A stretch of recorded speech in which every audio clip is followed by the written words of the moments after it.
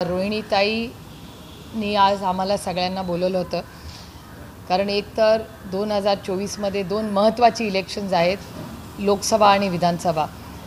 आणि रोहिणीताई जानेवारीपासून राज्याच्या दौऱ्यावर चाललेल्या आहेत. महाराष्ट्राचे आणि देशाचे अतिशय महत्त्वाचे प्रश्न घेऊन रोहिणीताई जानेवारीपासून रस्त्यावर उतरणार आहेत. महाराष्ट्रातले अतिशय गंभीर प्रश्न, खासदारांचं झालेलं निलंबन, महिलांवर होणारे अत्याचार, अन्याय, या सगळ्याचा आढावा आज रोहिणीताईंनी आमच्या सगळ्यांबरोबर घेतला. आमच्याकडून सगळ्याची माहिती त्यांनी घेतली.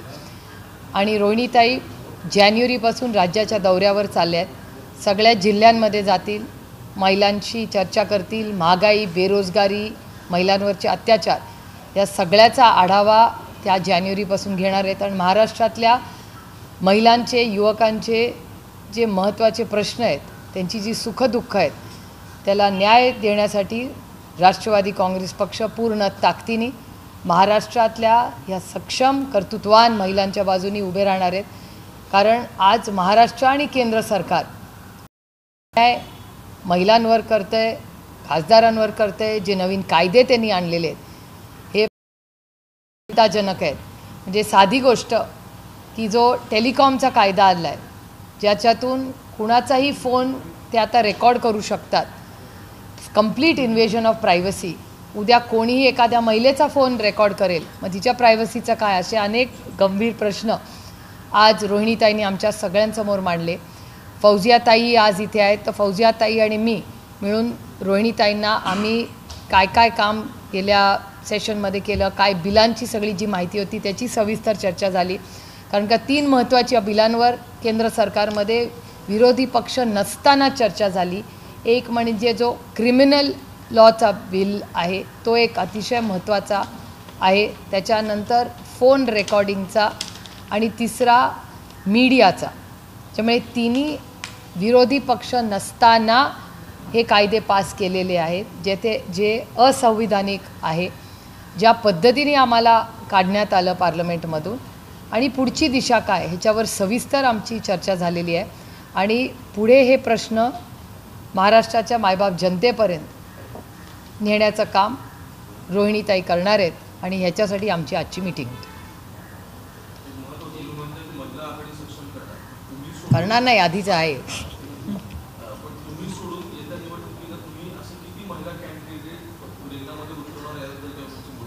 नाही, आता ते पक्ष ठरवेल, त्याच्यात आघाडीत ठरेल. आम्हाला त्या जेंडरमध्ये आम्ही अडकत नाही. आता रोहिणीताईंनी राज्यामध्ये होणारी परिस्थिती किंवा जो डेटा आता बाहेर येतो, केंद्र आणि महाराष्ट्र सरकारचा क्राईमचा डेटा जो महाराष्ट्रात येतो तो अतिशय चिंताजनक आहे. म्हणजे महिलांवर होणारे अन्याय, अत्याचार, हा सगळा जो डेटा आहे तो काही फारसा महाराष्ट्राला शोभणारा नाही आहे. ह्याच्यासाठी महाराष्ट्र सरकार काय करतं आहे, आजही हुंड्याचे विषय मांडले जात आहेत. मग ह्या घटना होत आहेत ना कुठेतरी, ह्याच्यासाठी यंत्रणा काय करते. जे बलात्कार तर खूप मोठी गोष्ट आहे, छेडछाडीच्याही केसेस वाढलेल्या आहेत. मग ह्या होत आहेत कशा घटना, आणि ह्याच्यासाठी कोणीतरी आवाज तर उठवला पाहिजे. आणि ती जबाबदारी आज रोहिणीताईंनी एक युवा नेतृत्व म्हणून, म्हणजे मी त्यांना फक्त महिलांच्या चौकटीत टाकणार नाही, ती घ्यायची तयारी केलेली आहे. आणि त्याच्यासाठी त्या राज्याचा दौरा करणार आहेत. आणि इलेक्शनमध्ये महाविकास आघाडी आणि इंडियाच्या मीटिंगच्या माध्यमातून कोण कुठली इलेक्शन लढेल ते सगळं तुम्हाला पुढच्या एक 15-20 दिवसात कळेल.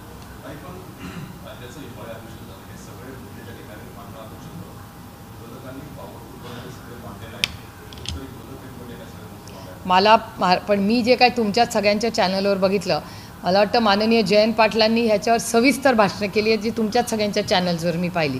आणि ते खोडायचंही काम महाराष्ट्राच्या उपमुख्यमंत्री, जे होम मिनिस्टर आहेत, गृहमंत्र्यांनी, त्यांनी केलेलं मी तुमच्याच चॅनलवर पाहिलं.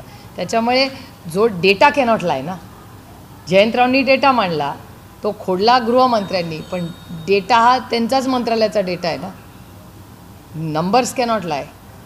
त्याच्यामुळे हा सगळा जो मी पाहिला तो मी तुमच्याच सगळ्यांच्या चॅनलवर, कारण का आमच्याकडे दिल्लीत आंदोलन सेशन चालू होतं, तेव्हाच महाराष्ट्राचं चालू होतं.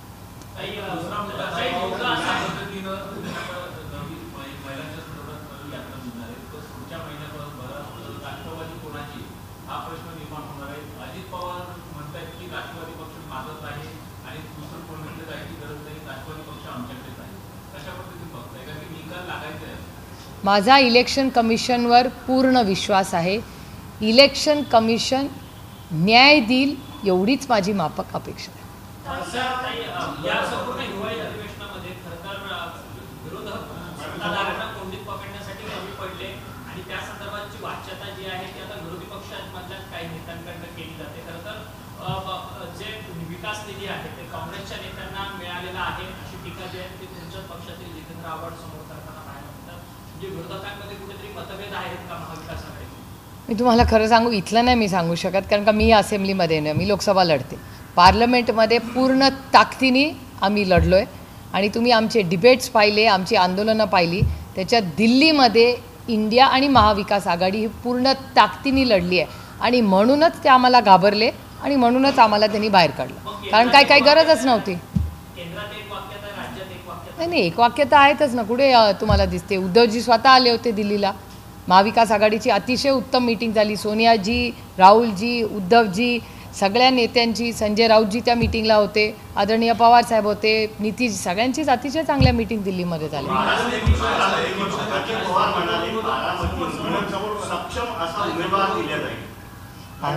अहो ही लोकशाही आहे. लोकशाहीत सक्षम उमेदवार द्यायला नको का? तुम्हाला दडपशाही एक वेळ दिल्लीकरांना मान्य आहे, मला दडपशाही मान्य नाही. हा देश लोकशाहीनीच चालला पाहिजे आणि प्रत्येक उमेदवाराच्या विरोधात कोणीतरी उभं राहिलंच पाहिजे आणि लोकांना ठरवू दे ना. ही लोकशाही आहे, संविधानाने हा देश चालतो. दिल्लीत आज जे चाललं आहे त्याच्यावर तुम्ही विश्वास ठेवू नका. आम्ही लोकशाही वाचवण्यासाठी पूर्ण ताकदीने लढणारे आहोत. एका वेळेस एक जण विचारा ना मला.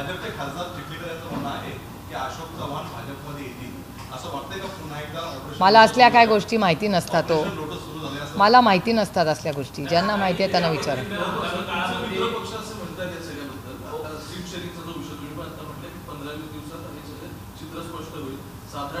राष्ट्रवादी म्हणून तुम्ही किती या सगळ्यामध्ये स्टेक होल्ड करणार आहात 48 जागांमध्ये? आणि दुसरं, तुमच्या मित्र पक्षातले संजय राऊत आता असं म्हणतात की काँग्रेस संदर्भातली भूमिका आम्ही दिल्लीत जाऊन स्पष्ट करणार आहोत.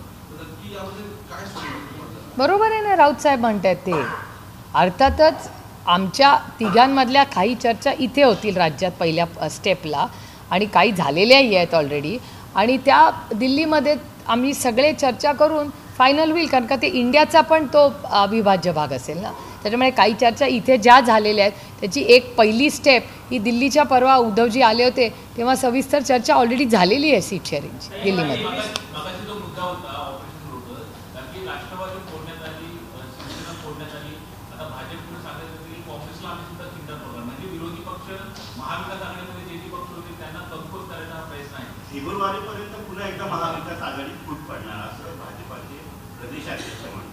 त्यांना दडपशाही पाहिजे, त्यांना लोकशाही नकोच आहे. त्याच्यामुळे जे दडपशाहीला मार्क देतात, आईसचा वापर करतात. आईस आता सगळ्यांना माहिती आहे, इन्कम टॅक्स, CBI आणि ED. जे राऊत साहेब म्हणतात ते गोष्ट खरी आहे. एकदा आईस बाजूला ठेवा आणि मग इलेक्शन लढा.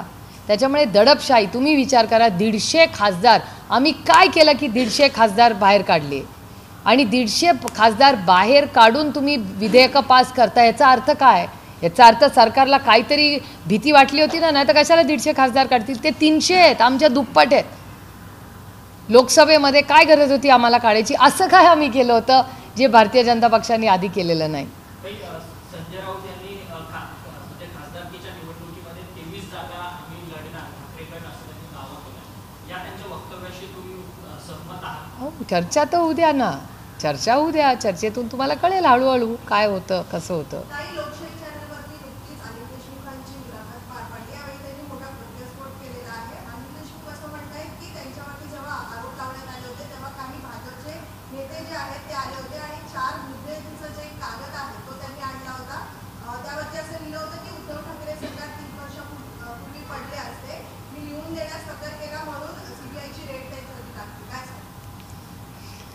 तर मी एक तर ती पाहिलेली नाही इंटरव्ह्यू तो, आणि जर देशमुख साहेब जर काही वक्तव्य केलं असेल तर ते सत्यच असेल ना, दुसरं काय असू शकतं.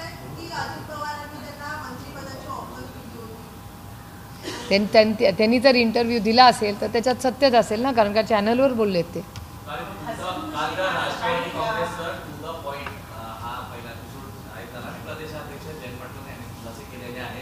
त्यामध्ये सिंचन घोटाळ्याचा देखील उल्लेख आहे की सिंचन घोटाळ्यामुळे दादा तिकडे आहेत असं म्हणतात. तर आज दादाने त्याला पलटवार केलेला आहे, तर त्यातले 35,000 कोटी देऊ तुम्हाला असं म्हणतात. कसं पाहता एकूणच या आरोप आणि प्रत्यारोपांना? मला असं वाटतं ह्याच्यावर तुम्ही गृहमंत्री देवेंद्रजींचं मार्गदर्शन घ्यायला पाहिजे, कारण का पहिल्यांदा आरोप देवेंद्र फडणवीसांनी केला होता. त्याच्यामुळे मला असं वाटतं या सगळ्या प्रश्नांची उत्तरं ही देवेंद्रजींचे जर तुम्ही तुमच्या आर्काईव्हमधले जुने व्हिडिओज काढले ना तर त्याच्यातून तुम्हाला जास्ती स्पष्टता येईल. त्यामुळे माझी तुम्हाला विनम्र विनंती आहे की तुम्ही हे सगळे प्रश्न मला विचारायच्याऐवजी माननीय आदरणीय महाराष्ट्राचे गृहमंत्री देवेंद्र फडणवीसजींना विचारा.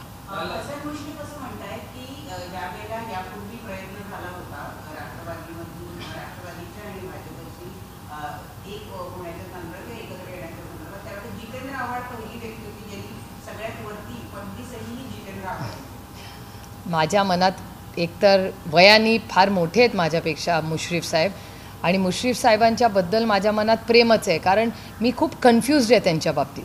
कारण का समरजित घाटगे जे भारतीय जनता पक्षाचे नेते आहेत ते मला खूप वेळा कन्फ्यूज करतात. एकदा समरजित घाटगे म्हणतात की मुश्रीफ साहेबांनी भ्रष्टाचार केला, त्यानंतर त्याच समरजित घाटगेंच्या कोल्हापुरामध्ये ते पालकमंत्री होतात. त्याच मुश्रीफ साहेबांच्या घरी ह्याच भारतीय जनता पक्षात जिथे समरजित घाटगे मेंबर आहेत त्यांच्या घरी ED CBI सकाळी 6 वाजता जाते, आणि मुश्रीफ साहेबांच्या ज्या मिसेस आहेत त्या पूर्ण ताकदीने त्या ED CBIशी लढलेल्या आहेत. म्हणजे त्या माऊलीचं कितीही कौतुक केलं तरी म्हणजे मला खरंच कौतुक वाटतं त्या महिलेचं की ज्या ताकदीने त्या ED आणि CBIशी लढल्या आहेत, की जर माझ्या घरात यायचं असेल तर जोपर्यंत माझ्या मुलांचं दूध येत नाही तोपर्यंत मी तुम्हाला आत देणार नाही, त्या पद्धतीने ती माऊली लढलेली आहे. खूप कौतुकाची आणि अभिमानाची गोष्ट आहे. एक महिला म्हणून तर फारच माझ्यासाठी अभिमानाची गोष्ट आहे. त्यानंतर अनेक घटना झाल्या. तर असे आरोप प्रत्यारोप जेव्हा होतात ना तेव्हा मला समरजित घाटगेंपेक्षा भारतीय जनता पक्षाला प्रश्न विचारायचा आहे की मुश्रीफ साहेब आरोपी आहेत किंवा नाही. जर आरोपी असेल तर भारतीय जनता पक्षाला माहिती आहे काय करायचं, आणि आरोपी नसतील तर राष्ट्रवादी काँग्रेस पक्ष, मुश्रीफ साहेब आणि आदरणीय पवार साहेबांची भारतीय जनता पक्षाने माफी मागितली पाहिजे की जे आरोप समरजित घाटगेंनी केले ते खोटे होते. त्याच्यामुळे ह्या भारतीय जनता पक्षाने जो अन्याय मुश्रीफ साहेबांवर केला त्याची माफी भारतीय जनता पक्षाने मांडली पाहिजे. कारण का त्यांचं कुटुंब कशातून गेलं आहे हे मी नाही एकटीनी, त्यांच्या वेदना, त्यांचं दुःख, त्यांची अस्वस्थता ही सगळी उभ्या महाराष्ट्राने तुमच्या सगळ्यांच्या चॅनल्सवर पाहिलेली आहे. मला नाही माहिती, मी तुम्हाला खरं सांगू, माझ्या माहितीप्रमाणे तर नव्हते. आता मुश्रीफ साहेबांना काही वेगळी माहिती असेल तर मला माहिती नाही. मला लिमिटेड गोष्टी माहिती असतात, मी माझ्या कामाची मतलब ठेवते.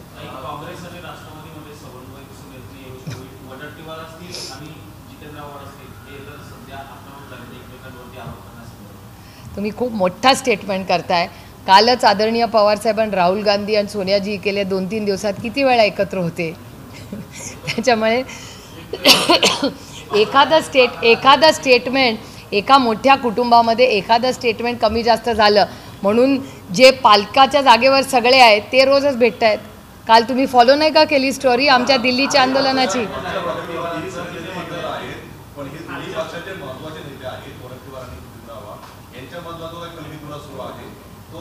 तो त्याच्यातून चर्चा करून मार्ग काढू की मला समजून घ्यायला लागेल. मी तर काल दिल्लीत होते, मी तुमच्याचकडून ऐकते, त्याच्यामुळे मी माहिती काढीन काय झालं. कारण का काल योगायोगाने आमचं जे आंदोलन होतं त्याच्यानंतर राहुलजी, मी आणि आदरणीय पवारसाहेब एका गाडीतूनच आमच्या घरी आलो आणि नंतर चर्चा झाली. त्याच्यामुळे राष्ट्रवादी काँग्रेस आणि काँग्रेसमध्ये अडचण आहे किंवा काय हे म्हणणं खूपच थोडंसं बाळबोध होईल असं मला वाटतं.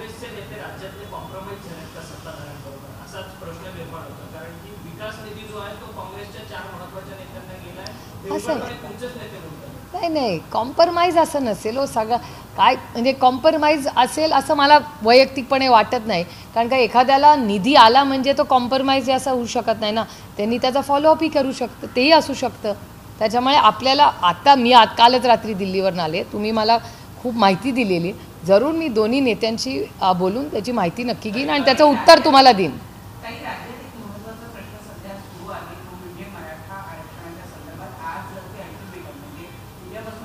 24 तारीख ना. पण आज दुपारपर्यंतची वेळ दिलेली होती राज्य सरकारची संवाद साधण्याची, तर ती बहुतेक तरी होताना दिसत नाहीये. मुंबईमध्ये उद्या ते आंदोलन होण्याची शक्यता आहे आणि त्यामुळे कायदा सुव्यवस्थेचा प्रश्न निर्माण होईल असंही चित्र दिसून येत आहे. आता यातून काय मध्यस्थ मार्ग काढला पाहिजे आणि तो कुणी काढला? सरकारने, अर्थातच सरकारने कमिटमेंट, मी तुम्हाला कमिटमेंट दिली तर जबाबदारी माझी नाही, रोहिणी ते कशी जबाबदारी घेणार? तर सरकारने जर कमिटमेंटनी केले असेल तर सरकारकडे काहीतरी मार्ग असेल. ताई, कालच्या एकूणच सभेमध्ये अजितदादा दासरे म्हणून दिले होते की आम्ही कौटुंबिक कार्यक्रमात जरी एकत्र असलो तरी माझा निर्णय हा झालेला आहे, त्या निर्णयावर मी मागे फिरणार नाही. याचबरोबर जर का आमच्यावरती टीका झाली तर ज्येष्ठ सोडून बाकी सगळ्यांवर सडेतोड उत्तर देण्याचं देखील त्यांनी सांगितलेलं आहे. कसं पाहता या विधानाला? ही लोकशाही हो, जरूर. स्पेसिफिक म्हटलं की मधल्या काळात काही ओवाळण्याचे वगैरे फोटोज बाहेर आले, मग त्याच्यावरून दबक्या आवाजात चर्चा सुरू झाल्या, पण कोणतेही मॅच फिक्सिंग नाही असं त्यांनी म्हटलं. तुमचं स्टँड काय? हो, चांगली गोष्ट आहे ही, चांगली गोष्ट आहे. मी त्याचं मनापासून स्वागत करते. मॅच फिक्सिंग करने में क्या मजा है? Is right, is absolutely right. I second that thought. चांगली गोष्ट आहे.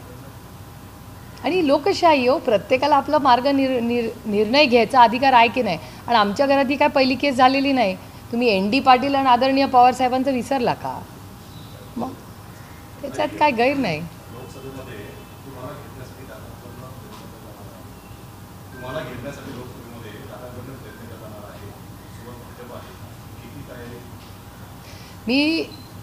मी माझा अभ्यास केला आहे. आता लोक, मायबाप, जनता ठरवेल. बोलो, मराठी झालं का सगळं? सुषमा अंधारेंनी जे त्यांच्या विरोधात हक्कभंग आणला होता त्याविरोधात आता माफी न मागण्याचा निर्णय घेतलेला आहे. पत्र देखील तसं त्यांनी सभापतींना पाठवलेलं आहे. खरंच तो हक्कभंग योग्य वाटतो का? मी तुम्हाला खरं सांगू, मला म्हणजे भारतीय जनता पक्ष हा महिला विरोधी पक्ष आहे. महिलांनी काही केलं ना की त्यांना ते झेपत नाही आणि आवडत नाही, हे त्यांच्या DNA मध्ये आहे. मी अनेक तुम्हाला उदाहरणं देऊ शकतात. त्याच्यामुळे ते महिला विरोधी आहेत. त्यांना महिला कर्तृत्ववान झालेल्या, सक्षम झालेल्या हे त्यांना आवडत नाही. हे अनेक त्यांची उदाहरणं, डेटा स्पीक्स फॉर इटसेल्फ. त्याच्यामुळे अशा गोष्टी, जी महिला एखादी गोष्ट बाहेर बोलती, लोकशाही आहे, पण यांना लोकशाही नको आहे. ह्या देशामध्ये दडपशाही झालेली आहे. इथे मला विचाराल तर ह्या देशात आणीबाणीची परिस्थिती, अघोषित आणीबाणी झालेली आहे. हे आम्हाला दिल्लीत टप्प्याटप्प्यावर जाणवतं. थोड्या दिवस आत्ता आमच्यापर्यंत आलेत, तुमच्यापर्यंत ऑलरेडी पोचलेले आहेत मीडिया हाऊसेसमध्ये. आता सर्वसामान्य माणसांच्या घरातही पोचायचं राहिले, तेही हे भारतीय जनता पक्ष करेल.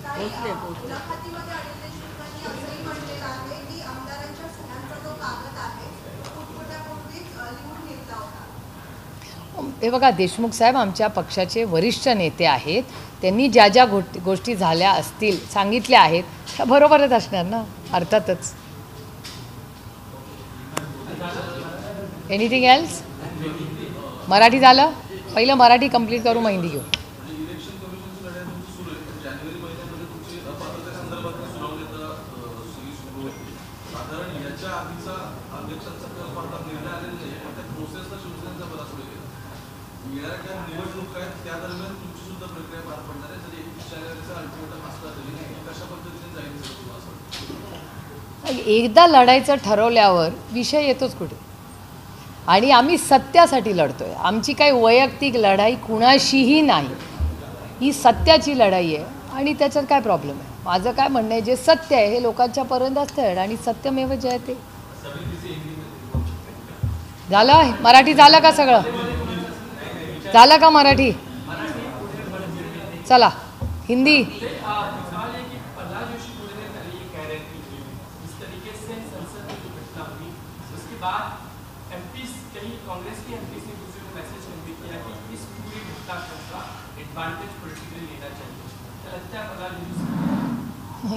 देखो, प्रहलाद जी बड़े नेता है, पार्लियामेंट्री अफेयर्स मिनिस्टर है. मेरे मन में उनके बारे में आदर ही है.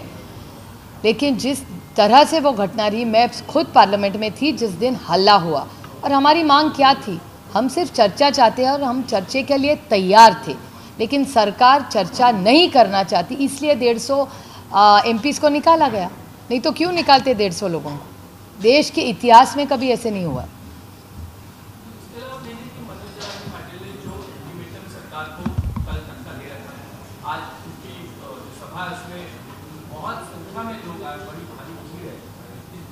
आपको लगता है क्या मुंबई की तरफ आना चाहते हैं? पूरा माहौल उन्होंने बना रखा है. सरकार के भी अल्टीमेटम और आम आदमी के लिए और कानून व्यवस्था के लिए भी कल्टिवेटर है। आम आदमी का क्या है बेचारे, आम आदमी तो जी रही है। ये प्रॉब्लम आम आदमी का नहीं है, सरकार का है। ये जो महाराष्ट्र की ट्रिपल इंजन सरकार है उसको जवाब देना है। उसने सोचना दिया था जब प्रॉमिस किया था। जब वायदे आप करते हैं तो सोच के करने चाहिए थे। शायद उनके पास हो भी कुछ फॉर्मूला, पता नहीं, कल पता चलेगा। 24 तारीख दिया है ना, तो 24 तारीख तक रुकते हैं, देखते हैं क्या होता है। क्या आप भी वेट एंड वॉच में सरकार क्या करती है? वेट एंड वॉच का सवाल नहीं है। सरकार सचमुच नहीं नहीं तौर पे कुछ कर रही है। नहीं वेट एंड वॉच का सवाल ही नहीं है। सरांगे जी की और सरकार की बात हो रही थी, उन्होंने आपस में 24 तारीख का निर्णय लिया था, तो 24 तारीख को देखते हैं क्या होता है। बिहार के राज्य मंत्री ने कहा है मल्लिकार्जुन खड़गे कौन है, हम उसे नहीं जानते और इंडिया भी नहीं जानता। मैं बताऊँ, पीएम बनाएंगे तो वो लोगों के साथ कनेक्ट। मैं आपको एक बात बताऊँ, ऐसे जब सवाल आते हैं ना तो मुझे अरुण जेटली जी याद आते हैं। अरुण जेटली जी हमेशा कहते थे कि आप अगर दिखाना बंद करेंगे ना तो लोग बोलना कम करेंगे। कर्नाटका में हिजाब बैन को रिवर्स कर दिया और वो निकाल चुके हैं, तो उसका क्या कहें? नहीं, मुझे ख्याल से वो उनका प्री पोल कमिटमेंट था ना कांग्रेस का शायद। भारतीय जनता पार्टी इसी को लेकर आरोप लगा रही है कि अगर इंडिया गठबंधन की सरकार आती है तो कहीं ना कहीं वो सरिया कानून को लागू कर देगी पूरे देश में। तो इस पर क्या बोलते किसने कहा है ये? हैं? गिरिराज सिंह जी ने क्या कहा है? अगर इंडिया गठबंधन की सरकार आती है तो जिस तरह से कर्नाटक में हिजाब पर से बैन होता है उसी तरह से पूरे देश में सरिया कानून पारित कर देगा। ये उनका मत है, हमारे लिए तो लोकशाही, जो बोले चैनल चालू है बोलते रहे। कर्नाटक में कुछ हिजाब को लेके कह रहे थे कि कर्नाटक सरकार ने कुछ वायदे किए कि पूरे देश की हिजाब जो बैन है वो लिफ्ट होना चाहिए। कई ऐसे एमएलए जो है जेपी से वो कहने लग गए। वो कर्नाटक का अंतर्गत मालका है, सरकार है, वहाँ के मुख्यमंत्री है, वो निर्णय ले लेंगे, अपने को पता चलेगा। हर चीज़ में एक ओपिनियन होना चाहिए। ये कौन सी जगह है? ब्रिजभूषण सिंह के करीबी संजय सिंह को WFI का चीफ बनाया है, जिसके बाद जो पहलवान को पूरा का पूरा संघ है वो नाराज है। साक्षी मलिक ने छोड़ दिया, अपना पद्मश्री वापस कर दिया इन्होंने। तो ये पूरा जो मुद्दा है कहीं ना कहीं आगे बढ़ता हुआ नजर आ रहा है और पहलवानों में नाराजगी है। प्रियंका गांधी मिलने के लिए गई, आप किस तरह से देखते हैं? नहीं, मेरे ख्याल से प्रियंका जी आज गई है, देखते हैं उनके डिस्कशन में क्या आता है। और मेरे ख्याल से केंद्र की जो सरकार है उन्होंने इनके बारे में सुनना चाहिए, टाइम देना चाहिए। स्पोर्ट्स मिनिस्टर जो देश के है वो मिल लें उनसे। दूसरा प्रश्न ये है कि जब संजय राउत जी कहते हैं कि 23 सीट्स उनको लोकसभा की लड़नी है, बाकी काफी कुछ डिस्कशन भी होंगी, आगे भी होंगे, लेकिन अभी से आंकड़े रख देना लगता है कि पूरे प्रोसेस को कहीं ना कहीं डिरेल कर सकता है। कोई नहीं डिरेल नहीं होगा, कुछ डिरेल नहीं होगा। बातें बहुत अच्छी तरह चल रही है, दिल्ली में भी बात हुई है। आगे आप देखेंगे एक 15-20 दिन में सब अनाउंस हो जाएगा। लेकिन अभी से ये जो आंकड़े ये जा रहे हैं उसकी जरूरत लगती है आपको, है इस पर? ठीक है, अरे अधिकार है सबको बोलने का। आपको ऐसे क्यों लगता है? आप लोग भी वो दड़पशाही के पीछे पड़ गए, मुझे लगता है। हम लोकशाही में ठीक है, कैमरा चल रहा है, लोग बोल रहे हैं, मन की बात कह रहे हैं। मन की बात क्या सब एक ही आदमी कह सकता है? हम लोग नहीं कह सकते। ये कोई कैसा अन्याय है हम पे? शराब घोटाले में अरविंद केजरीवाल को आज तीसरा समन और वहीं दूसरी तरफ तेजस्वी यादव को 2 समन भेजे गए। लगातार जिस तरह से सरकार विपक्ष कहता रहा है, जिस दिन इंडिया की मीटिंग होती है लोगों को समझ आता है। आप पूरा क्रोनोलॉजी देखिए। इसीलिए जो संजय राउत जी कहते हैं ना, ice, income tax, CBI, ED अलग रखिए और इलेक्शन लड़िए, तो देखते हैं चुनाव में क्या होगा। इसके अलावा कल जिस तरीके से अजीत पवार एक बात कह रहे थे कि अभी भी वो सेक्युलर है, फुले शाह अम्बेडकर का प्रचार नहीं छोड़ने वाले हैं, लेकिन NDA में रहते हुए NDA की सारी चीज़ों का उनको पालन भी करना है। लगता है कि फुले शाह अम्बेडकर सेक्युलर की बात कर रहे हैं, वो सच में है, सिर्फ आइडियोलॉजी? वो इसका जवाब वो ही दे सकते हैं ना, वो उनका आइडियोलॉजी का इशू है, तो उसका जवाब उनको ही आप पूछे तो ज़्यादा बेहतर होगा। मैं कैसे कह सकती हूँ? NDA का पार्ट हो जाने के बाद उनका आइडियोलॉजी ज़्यादा कर जाती है, लेकिन वो कह रहे हैं कि उनकी आइडियोलॉजी सेक्युलर की छोड़ने नहीं वाली। इसका सवाल आप देवेंद्र जी और अजीत पवार दोनों को आपको पूछना पड़ेगा, क्योंकि अलायंस में वही दो है, तो आपको उनको ही पूछना पड़ेगा कि उनकी दोनों की क्या अरेंजमेंट है, वो मुझे नहीं पता। अजित पवार बीजेपी जो नाराज है, वजह ये कि वो संघीय कार्यालय नहीं गए जहाँ उनका हमेशा प्रोग्राम होता है, लेकिन दादा कहते हैं कि नहीं, मुझे तो कोई इन्विटेशन ही नहीं मिला। पिछले बार भी हमने कई बार देखा कि एकनाथ शिंदे और देवेंद्र फडणवीस दिल्ली चले जाते ये ट्रिपल इंजन सरकार का अंतर्गत मामला है, वो उनका प्रॉब्लम है, मेरा नहीं है। मेरे लिए बेरोज़गारी, महंगाई, जिस तरह से जम्मू कश्मीर में हल्ले हो रहे, आज 4 लोग शहीद कल हुए, शायद 5 नंबर आया है आज सुबह। तो आज मुझे पीछे देश के सामने आज के दिन सबसे बड़ा प्रॉब्लम क्या है, वो है जो चीज़ें मणिपुर में हो रही है और जम्मू कश्मीर में हो रही है। जो हल्ला कल हुआ है जम्मू कश्मीर में, जो शहीद हुए, हम सब ने उन्हें आदरांजलि और श्रद्धांजलि अर्पण करनी चाहिए। हम सब सुखी रहे, हम लोग सुरक्षित रहे, हमारे बच्चे सुरक्षित रहे, इसलिए हमारे भाइयों ने जो बलिदान कश्मीर में दिया है, मुझे लगता है केंद्र सरकार जागो। केंद्र सरकार को लग रहा है जम्मू कश्मीर में सब ठीक है, जम्मू कश्मीर में सब ठीक नहीं है। आप सब ने कल फारूक साहब का अगर स्टेटमेंट दिखाया होगा, आप ही सबके चैनल पे था कल, बहुत चिंताजनक परिस्थिति मणिपुर में भी है और जम्मू में भी बहुत खतर जो हो रहा है, वो खतरा बढ़ी जा रहा है। राम मंदिर के उद्घाटन को लेकर विपक्षी दल के नेताओं को लगातार भेजा जा रहा है इन्विटेशन, क्या आपको कोई इन्विटेशन है और अगर आता है तो क्या आप जाएंगे? मुझे लगता है आज के दिन सबसे बड़ी चिंता हम सब ने करनी चाहिए कि जो जम्मू में हो रहा है वो बहुत चिंताजनक है। 5 लोग शहीद हुए और राम मंदिर का अगर न्योता आने तो दो, फिर देखेंगे। और हमारे लाइफ में, मैं तो मराठी लड़की हूँ, मैं जब से पैदा हुई तब से रामकृष्ण हरी सुन के ही बड़ी हुई हूँ। पंढरपुर जाते हैं, रामकृष्ण हरी कहते हैं, मैं खुद पालकी चलती हूँ। मेरे भाग्य की मेरे निर्वाचन क्षेत्र से जाती है दोनों पालकियाँ, तो मेरे लिए रामकृष्ण हरी तो वृद्ध वाक्य है। और हमारी जो मराठी संस्कृति है उसमें हरि मुखे मना, हरि मुखे मतलब मुंह में हमेशा हरि का नाम रखो और सबसे प्यार से बात करो, ऐसी हमारे संस्कार है। अजिता ने एक बात और स्पष्ट करने की कोशिश की है कि भले ही राजनीतिक एजेंडा अलग हो गया हो, लेकिन परिवार के साथ होने का मतलब ये नहीं है कि वो राजनीति से जोड़ के देखा जाए। परिवार और राजनीति संस्कृति दोनों अलग अलग है। सही है, नो इज एब्सोल्युटली राइट, सही बात है।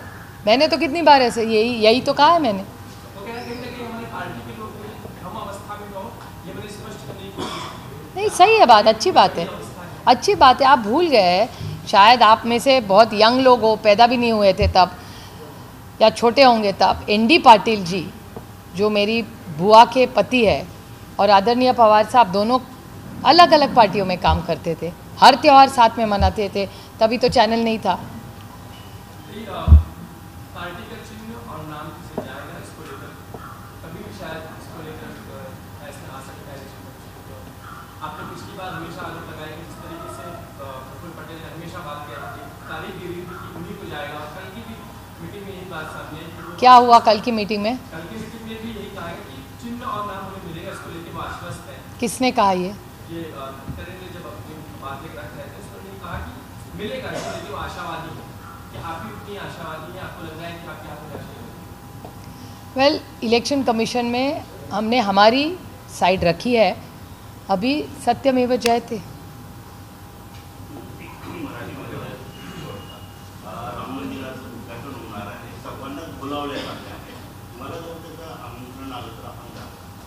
नाही, कसं आहे, आता तुम्ही विचारलं बाहेर पाऊस पडला तर तुम्ही काय करणार? पाऊस तर पडू दे।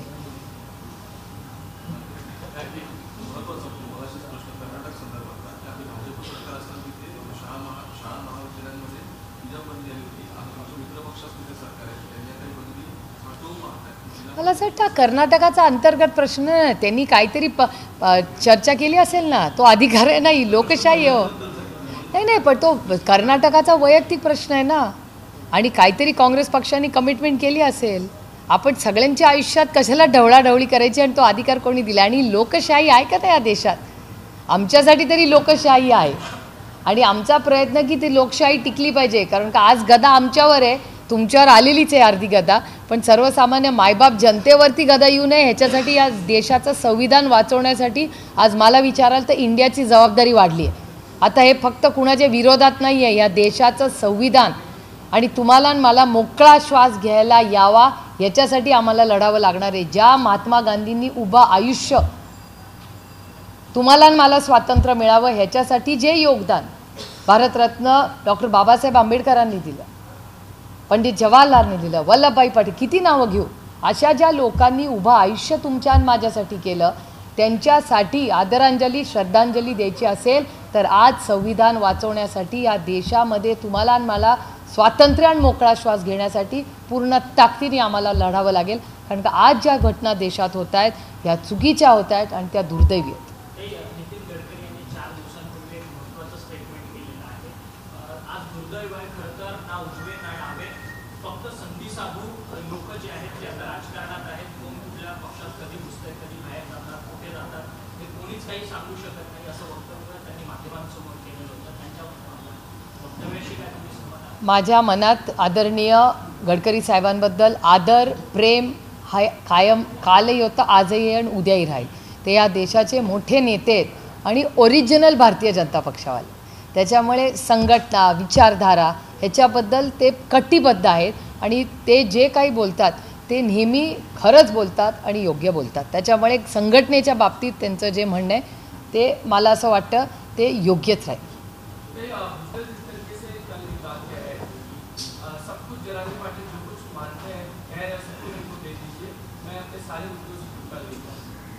हो सकता है और का भी हो सकता है, निराशावाद भी हो सकता है. सरकार में रहेगा कि वो कुछ नहीं कर पा रहे हैं, जो जनानी पार्टी अब भी सब कुछ दमदम के साथ कर रहा है. वो राज्य के वरिष्ठ बड़े नेता है और वो कैबिनेट में है, मंत्री भी है, कैबिनेट मंत्री है. तो अंतर्गत उनके वो ये ट्रिपल इंजन खोखे की जो सरकार है उसमें क्या चिंता होती है वो वही जान सकते हैं ना. हम थोड़ी सरकार में है ना, यहाँ है ना केंद्र में. तो इस सरकार में कुछ कोऑर्डिनेशन नहीं है ऐसा दिख रहा है, क्योंकि बहुत सारे कैबिनेट मिनिस्टर जो कैबिनेट में कहना चाहते हैं वो तो बाहर कह रहे हैं. तो मुझे अगर पूछे तो कांग्रेस एनसीपी का आपने पूछा, उससे ज़्यादा मिस कोऑर्डिनेशन, डिसकोऑर्डिनेशन, नो कोऑर्डिनेशन ये सब महाराष्ट्र की ट्रिपल इंजन खोखे सरकार में है. क्योंकि जो बोलते हैं वो कैबिनेट में नहीं बोलते, वो आपके कैमरे में से पता चलता है हमको. सरकार से बार-बार यही कह रही है कि हम ओबीसी आरक्षण को कहीं भी डिस्टर्ब नहीं करेंगे और मराठा समाज को अलग से आरक्षण देंगे. तो अच्छी बात है, बहुत अच्छी बात है. अभी वो देखिए वो उनके कैबिनेट और उनके गठबंधन का अंतर्गत मामला है. सो क्लियरली पता चल रहा है कि ये ट्रिपल इंजन खोखे की जो सरकार है उसमें कोऑर्डिनेशन है. नहीं तो एक वरिष्ठ कैबिनेट नेता जिन्होंने इतने साल इस देश की सेवा की, राज्य की सेवा की, मेहनत की, उनको अगर चैनल्स पे बोलना पड़ता होगा इसका मतलब क्या है कि उनकी सुनी नहीं जा रही है राज्य में.